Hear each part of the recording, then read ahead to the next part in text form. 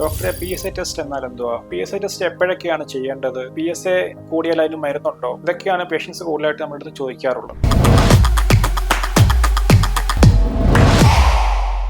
നമസ്കാരം, ഞാൻ doctor Rajeev, consultant neurologist, Muthoot hospital, Kozhencherry. PSA അല്ലെങ്കിൽ പ്രോസ്റ്റേറ്റ് സ്പെസിഫിക് ആന്റിജൻ നമ്മൾ പുരുഷന്മാരിൽ മാത്രം കാണുന്ന പ്രോസ്റ്റേറ്റ് ഗ്രന്ഥിയിൽ ഉൽപ്പാദിപ്പിക്കുന്ന ഒരു ഗ്ലൈക്കോ പ്രോട്ടീൻ ആണ് PSA. സിമ്പിളായ ഒരു ബ്ലഡ് ടെസ്റ്റിൽ നിന്നും നമുക്ക് PSAയുടെ അളവ് നമുക്ക് മനസ്സിലാക്കാൻ പറ്റും.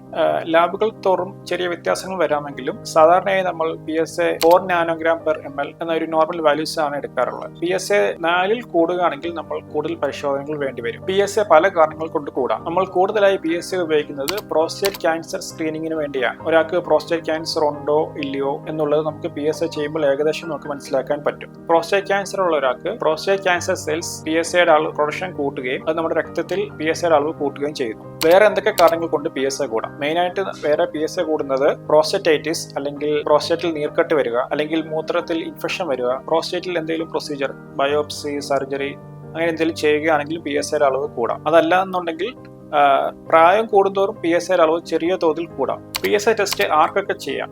സാധാരണയായി 55 വയസ്സ് കഴിഞ്ഞ പുരുഷന്മാരിലാണ് നമ്മൾ PSA ടെസ്റ്റ് ചെയ്യാറുള്ളത്. PSA ചില ആൾക്കാരിൽ പാരമ്പര്യമായിട്ട് പ്രോസ്റ്റേറ്റ് ക്യാൻസർ ഉണ്ടാകുക, എന്ന് വെച്ചാൽ അച്ഛൻ ഉണ്ടാകുക അല്ലെങ്കിൽ സഹോദരങ്ങൾക്ക് ഉണ്ടാകുക. അങ്ങനെയാണെങ്കിൽ നമ്മൾ 45 വയസ്സ് തൊട്ട് PSA ടെസ്റ്റ് ചെയ്യാറുണ്ട്.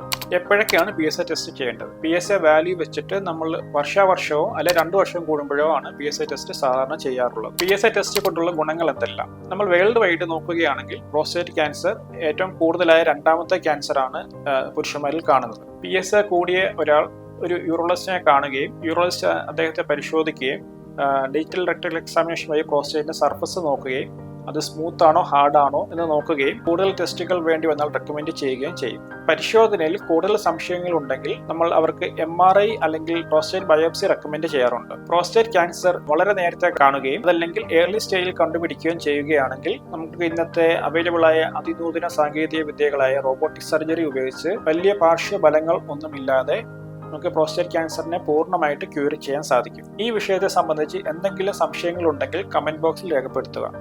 Thank you.